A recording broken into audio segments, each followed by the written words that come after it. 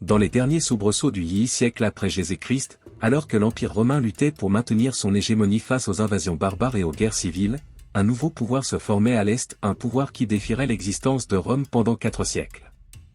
Cette histoire ne commença pas par une grande bataille, ni par une proclamation impériale, mais par une tragédie domestique qui allait changer le destin de l'Asie. Ardachir et Shapur étaient 2 frères perses, petits-fils du roi Sasan et héritiers d'une ancienne lignée noble. Ils gouvernaient des territoires voisins, et comme cela arrive souvent entre hommes ambitieux, le sang partagé ne suffisait pas à empêcher la rivalité. Tous 2 aspiraient à la domination totale de la région et, en 222, ils convinrent de se rencontrer pour négocier leurs différends. Mais le destin avait d'autres plans. Le toit de la maison où devait se tenir la rencontre s'effondra soudainement, écrasant Shapur. Certains parlèrent d'accident. D'autres d'un présage divin. Pour Ardachir, ce fut le signe ultime que les dieux l'avaient choisi. 2 ans plus tard, en 224, Ardachir se couronna Shahanshah, roi des rois, après avoir vaincu le dernier roi parthe lors de la bataille d'Ormise de Gand. Ainsi naquit l'Empire sassanide, héritier culturel et symbolique de l'ancien empire achéménide de Cyrus le Grand et de Darius Ier. C'était la renaissance de la Perse, avec une vision claire, non seulement récupérer la grandeur perdue, mais la surpasser. Ardachir ne se contenta pas de fonder un nouvel État. Il fonda une nouvelle ère. Il renversa la dynastie arsacide décadente et proclama le zoroastrisme comme religion officielle de l'Empire, rétablissant le lien entre le pouvoir divin et l'autorité royale. Persépolis fut de nouveau évoquée, et la nostalgie de l'ancien empire se mêla à un feu renouvelé d'identité et d'ambition.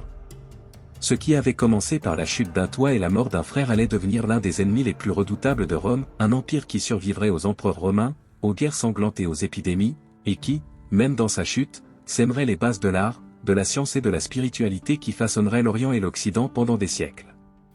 Le rideau se lève sur l'Empire sassanide. Une histoire de gloire, de sang et d'héritage éternel est sur le point de commencer. Ardachir Ier, proclamé Shahanshah, ne perdit pas de temps.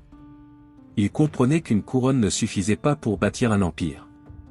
Il devait conquérir le cœur de son peuple et le respect de ses ennemis. Après la chute des Parthes, il lança une intense campagne de réorganisation territoriale, politique et religieuse, posant les bases du nouvel ordre perse. L'ancienne noblesse parthe fut systématiquement démantelée. Ardachir la considérait comme corrompue, divisée et trop proche de Rome. À sa place, il instaura une administration centralisée répondant directement au trône. Ainsi, le roi devint la source suprême de loi, de richesse et de justice. L'Empire ne serait plus une confédération de rois secondaires comme à l'époque arsacide, mais une machine de pouvoir unifiée et hiérarchique, avec le monarque au sommet comme reflet de l'ordre divin. La capitale fut établie à Ctésiphon, sur les rives du Tigre. Depuis là, Ardachir rétablit le zoroastrisme comme religion officielle. Les feux sacrés brûlaient de nouveau dans les temples, et les prêtres, les mbeds, devinrent des alliés indispensables du pouvoir royal. L'idée d'un roi choisi par Ahura Mazda, le dieu suprême, fut réaffirmée avec force. Gouverner n'était plus seulement une affaire militaire ou politique, c'était un mandat sacré. Cette renaissance religieuse remplissait également une fonction stratégique. Rome avait adopté le christianisme, et en renforçant le zoroastrisme, Ardachir établissait une frontière non seulement géopolitique mais aussi idéologique. 2 empires, 2 religions, 2 visions du monde destinées à s'affronter. Mais le roi perse ne se contentait pas de regarder vers l'intérieur. Il savait que pour consolider sa légitimité, il lui fallait une victoire prestigieuse contre le plus grand rival du monde, Rome. Ainsi, dans les premières décennies du Nouvel Empire, il lança des incursions militaires contre les provinces romaines de Mésopotamie, d'Arménie et de Syrie.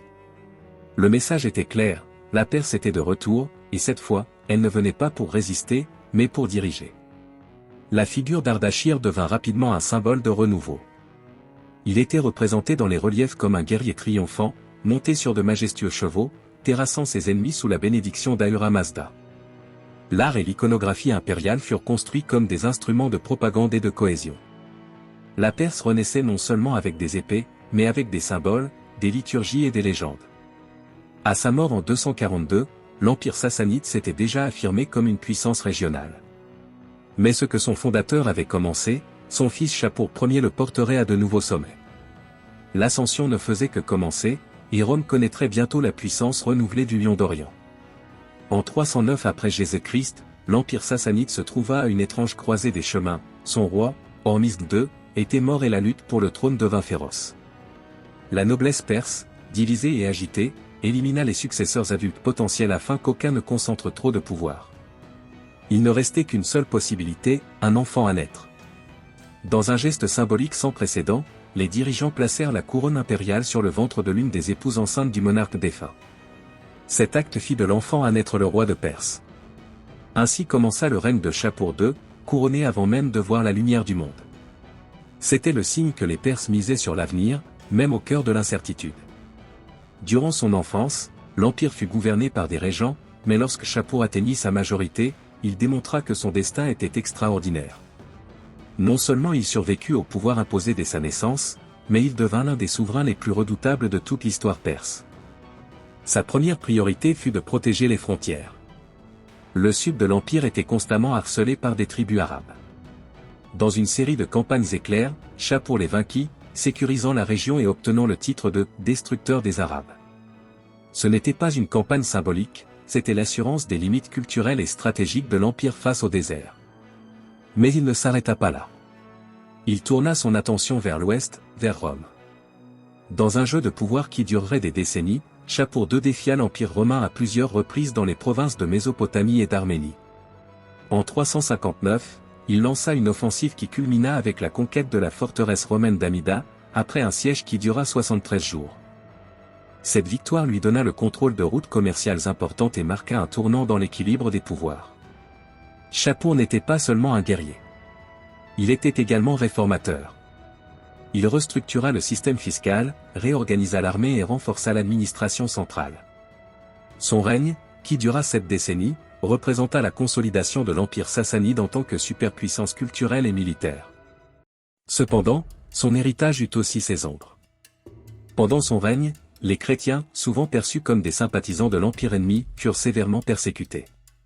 Cette intolérance religieuse constitua l'une des contradictions de son gouvernement, tout en renforçant la Perse, il semait aussi des divisions internes qui se feraient sentir dans les siècles suivants.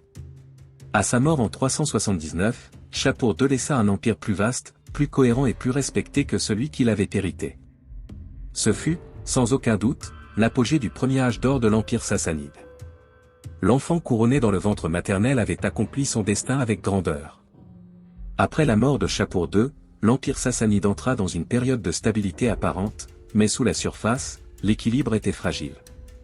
Pendant près de cette décennie, entre 379 et 449, les conflits avec Byzance diminuèrent, et le trône fut occupé par des empereurs qui, bien que peu brillants militairement, maintinrent la machine d'État en fonctionnement. Le premier à régner fut Ardashir II, demi-frère de Shapur II, suivi par Shapur III puis Bahram IV. Aucun ne parvint au pouvoir de son prédécesseur, mais tous surent gérer l'héritage avec pragmatisme. L'un d'eux, Yazdegeri, qui régna de 399 à 421, fut comparé à l'empereur romain Constantin le Grand pour son tempérament diplomatique et sa tolérance religieuse inattendue. Yazdegeri permit aux chrétiens, aux juifs et à d'autres groupes religieux de pratiquer leur foi sans persécution. Il fut même le tuteur d'un jeune prince byzantin, le futur empereur Théodose II. Son mariage avec une princesse juive et ses réformes conciliatrices lui valurent le respect des minorités opprimées, mais aussi la haine de l'élite zoroastrienne et de la noblesse traditionnelle, qui le considérait comme faible et traître aux coutumes. Sa mort mystérieuse, peut-être empoisonnée ou assassinée, laissa entendre que son ouverture n'était pas bienvenue pour tous. Il fut remplacé par son fils Bahram V, connu sous le nom de Bahram Gur, une figure mythique de la tradition perse.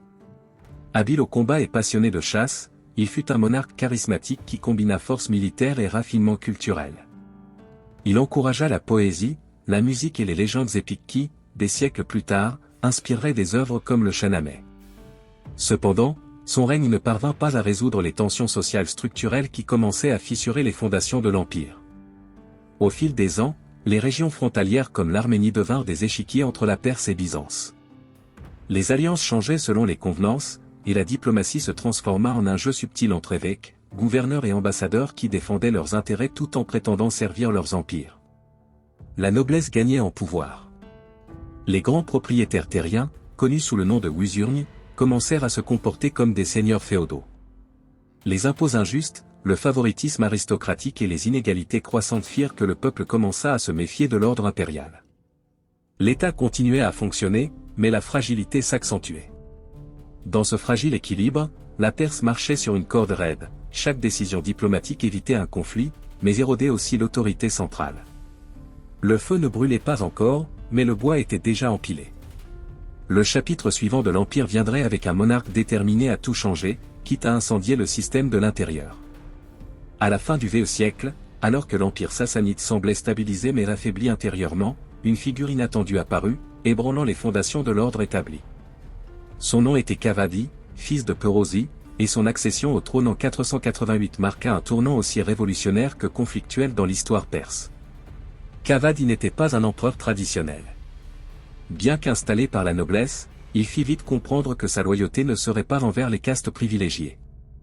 Dans un geste provocateur, il soutint un réformateur religieux et social nommé Mazdak, qui prêchait une doctrine combinant le zoroastrisme avec des idées égalitaires, redistribution des terres, des biens, et même des femmes. La doctrine de Mazdak constituait une critique directe de l'aristocratie opulente, proposant que les riches partagent leurs excès avec les pauvres. Pour l'élite perse, cela était inacceptable. Ce n'était pas seulement une menace économique, mais un affront direct à leur pouvoir et à leur style de vie. Le soutien de Cavad à Mazdak fit de lui le premier empereur de l'histoire de la Perse à tenter ce que l'on pourrait considérer comme une forme primitive de socialisme d'État, et il en paya le prix fort.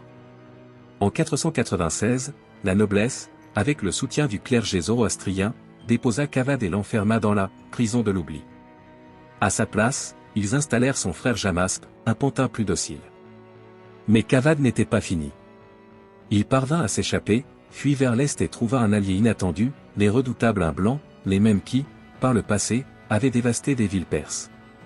Avec leur soutien militaire, Cavad retourna en 498 et reconquit le trône, renversant le roi imposé par la noblesse.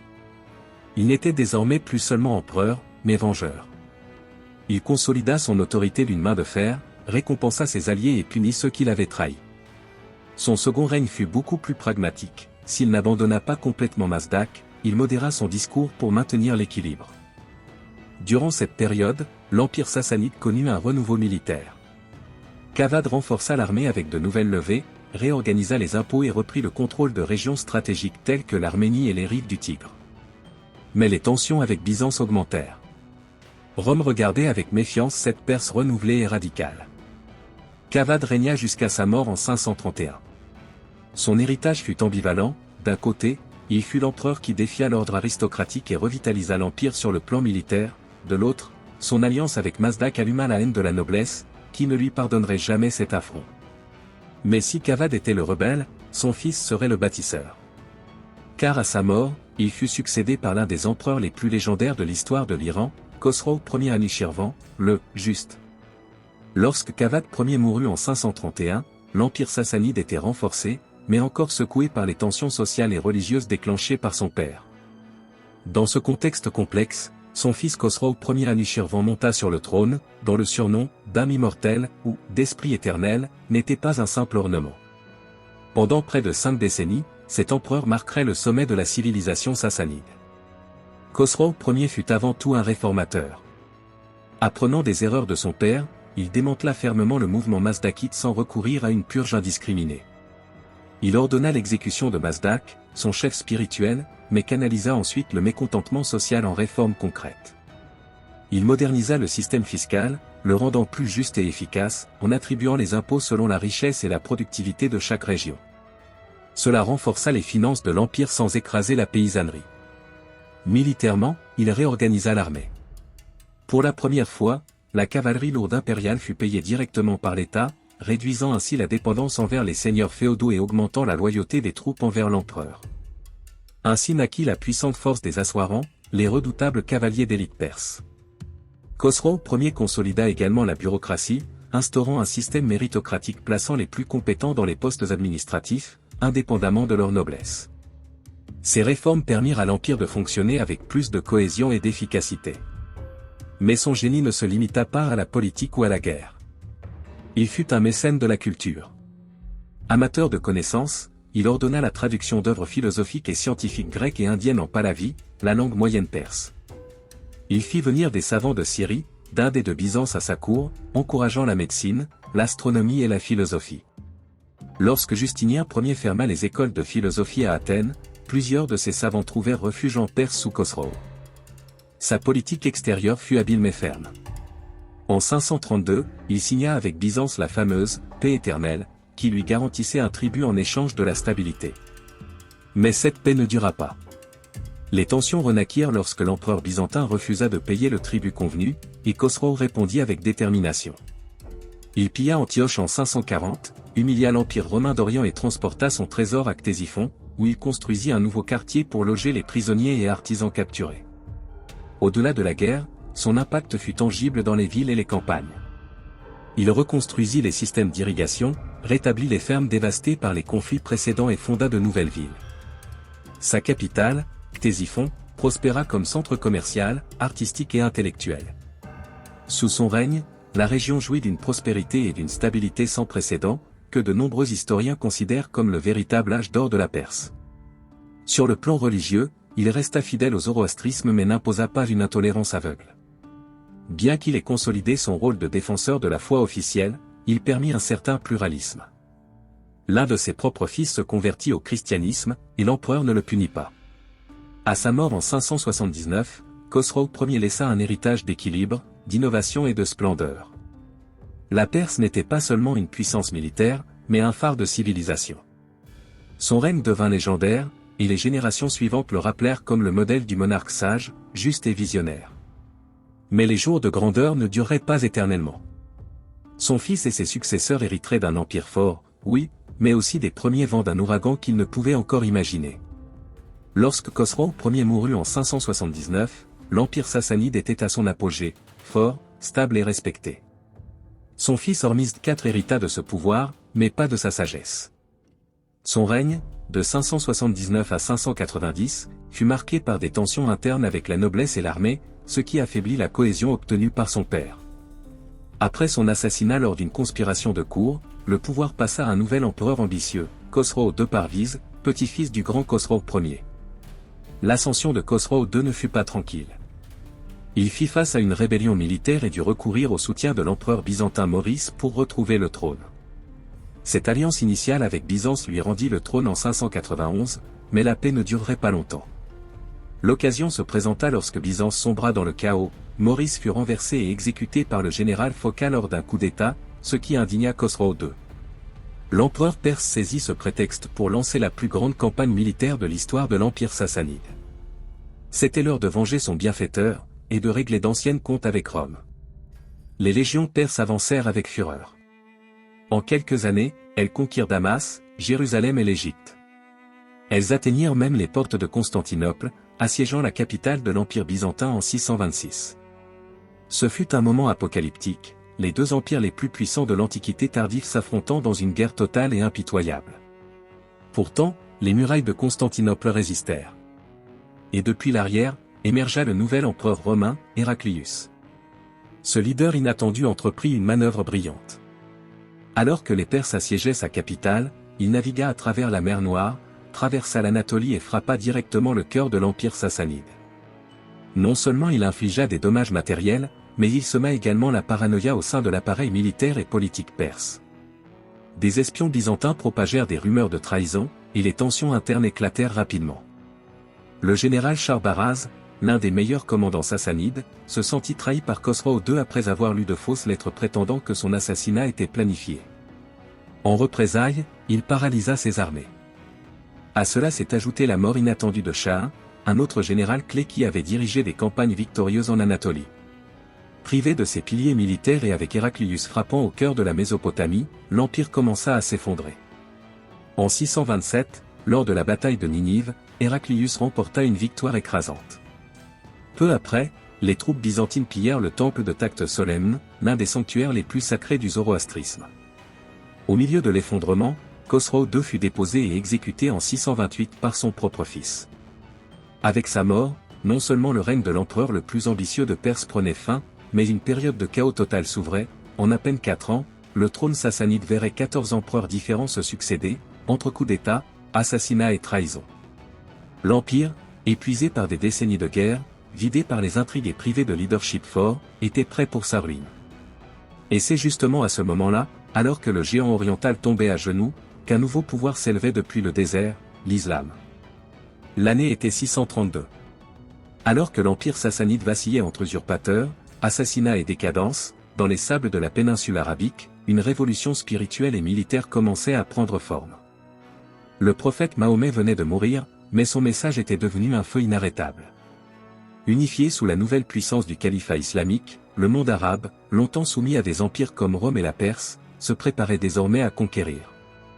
Le dernier empereur sassanide, Yazdegerd III, n'était encore qu'un adolescent lorsqu'il fut couronné. Petit-fils de Khosrow II, il n'avait ni l'expérience ni le soutien nécessaire pour arrêter ce qui allait arriver. L'empire était saigné à blanc, divisé et moralement épuisé. Ses provinces étaient gangrenées par les abus, la corruption et le ressentiment. Les classes populaires, étouffées par les impôts, ne voyaient plus dans la noblesse un symbole d'unité, mais d'oppression. Les Arabes attaquèrent d'abord les frontières de l'Irak actuel. Bien que les Perses résistèrent et remportèrent une victoire initiale à la bataille du Pont en 634, ce fut une simple illusion de force. Le calife Omar ibn al-Khattab, beau-père de Mahomet, réorganisa les musulmans sous le commandement de Khalid ibn al-Wali, surnommé « l'épée de Dieu », l'un des stratèges les plus redoutables de l'histoire. En 637, lors de la légendaire bataille d'Al-Qadisiyah, les forces musulmanes affrontèrent les Perses dans l'un des combats les plus décisifs de l'histoire ancienne. Malgré la cavalerie lourde sassanide et leurs éléphants de guerre, l'armée perse fut vaincue. L'impact fut dévastateur, les musulmans prirent Ctésiphon, la capitale impériale, quelques mois plus tard. Pourtant, Yazdegerd III ne se rendit pas. Il fuit vers l'est, cherchant à réorganiser la résistance depuis les provinces reculées. Pendant des années, il tenta de former des alliances avec les peuples locaux, envoya des ambassades en Chine, chercha tout appui pour reconquérir ces terres, mais tout fut en vain. En 642, les musulmans remportèrent de nouveau la victoire à la bataille de Nahavand, scellant la chute définitive de l'armée sassanide. Et en 651, alors qu'il errait sans but, Yazdegerd III fut assassiné à Merv, non par un général ennemi, mais par un meunier local. Il n'y eut ni martyr, ni bataille finale, ni geste héroïque. Juste le silence, la fuite et la trahison. Ainsi tomba l'empire sassanide. Non pas face à une armée plus nombreuse, mais face à un ennemi plus jeune, plus cohérent et plus inspiré. L'invasion islamique ne fut pas seulement militaire, elle fut spirituelle, culturelle et politique. En quelques décennies à peine, le zoroastrisme, religion des rois et des philosophes, serait remplacé par l'islam comme foi dominante dans la région. Mais tous ne se rendirent pas. Certains nobles, prêtres et familles influentes s'échappèrent en Inde, où ils fondèrent la communauté parsie, qui conserve encore aujourd'hui la flamme du zoroastrisme. Ils emportèrent avec eux non seulement leur religion, mais aussi des fragments de l'art, des sciences et de l'âme de la Perse. La chute de l'empire sassanide ne fut pas seulement la fin d'une dynastie. Ce fut le crépuscule d'un monde ancien, la fin d'une époque où la Perse était un empire, un phare, un rival de Rome et le créateur d'une civilisation splendide. Ce qui vint après serait différent, mais jamais identique. Bien que l'empire sassanide ait disparu sous la pression des armées islamiques, son héritage n'a pas été détruit. Au contraire, il a imprégné les civilisations qui ont suivi. C'était comme une rivière souterraine, invisible à la surface, mais toujours en flux, nourrissant de nouvelles idées, styles, religions et systèmes. Sur le plan politique et administratif, le modèle de gouvernement centralisé, avec des provinces organisées, une fiscalité systématique et un corps de fonctionnaires formés, a inspiré le califat abbasside, qui héritera plus tard de Bagdad. Même les empereurs musulmans adoptèrent des titres et des rituels sassanides, tels que la cérémonie du trône, le port de diadème et la vénération du monarque en tant que figure sacrée. Dans le domaine intellectuel, les Sassanides avaient fondé des centres d'études où se rencontraient des savants grecs, syriens, indiens et persans. Grâce à eux, les textes de Platon, Aristote et Galien ont survécu, traduits d'abord en moyen perse, puis en arabe, sauvant ainsi la philosophie grecque de l'oubli pendant le Moyen Âge européen. Dans l'art, l'influence fut encore plus profonde.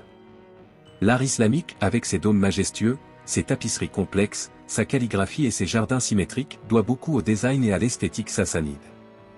Le grand arc de Ctésiphon, l'usage de mosaïques, la géométrie architecturale, l'opulence des textiles, tout cela est devenu une base pour la culture visuelle du monde musulman.